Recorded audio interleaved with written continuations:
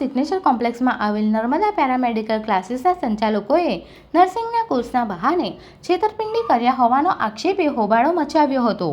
ભરૂચ જિલ્લામાં ઠેર ઠેર નર્સિંગના કોર્સ શરૂ કરનાર કેટલાક તત્વો કમાણી કરવા બેઠા છે, ત્યારે અંકલેશ્વરના મહાવીર ટર્નિંગ સ્થિત સિગ્નેચર શોપિંગના નર્મદા પેરામેડિકલ ક્લાસીસમાં નર્સિંગના GNMના કોર્સમાં એડમિશન લીધું હતું, જે માટે યુવતીઓએ 8,000 ફી ભરી હતી।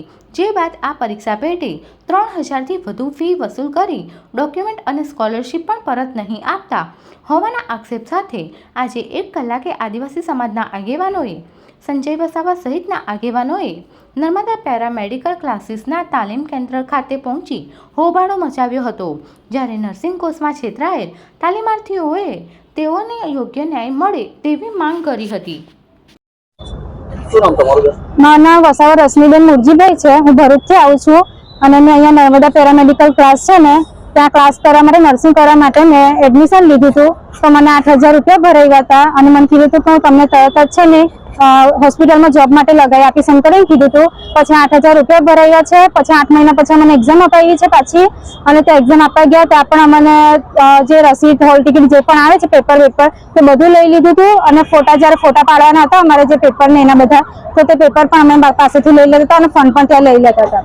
અને જ્યારે હમણાં અમે કહેવા જઈએ છીએ કે અમારા સ્કોલરશીપનું શું થયું છે, અમે ફોર્મ ભર્યું તેનું શું થયું છે, એમ તો એને અમે કીધું છે તો કે તમે પૈસા ભરી જાઓ તો તમને તમારા ડોક્યુમેન્ટ આપીશ, અને મને તો ધમકી પણ આપે છે કે હું તારા જે ડોક્યુમેન્ટ છે ને એના પર હું લાલ સિક્કા મરાવીશ અને તને કશે પણ તને હું છે ને એડમિશન નહીં લેવા દે, એવું બધું મને ધમકી આપે છે।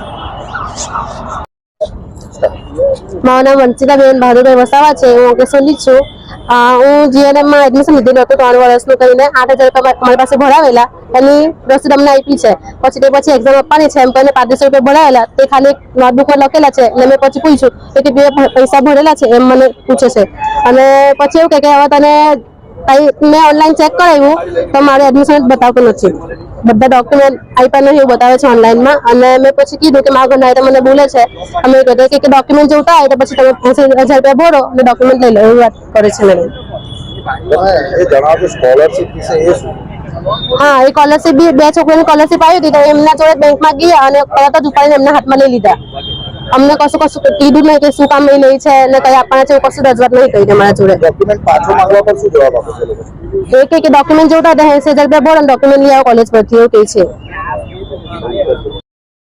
Subscribe now and press the bell icon.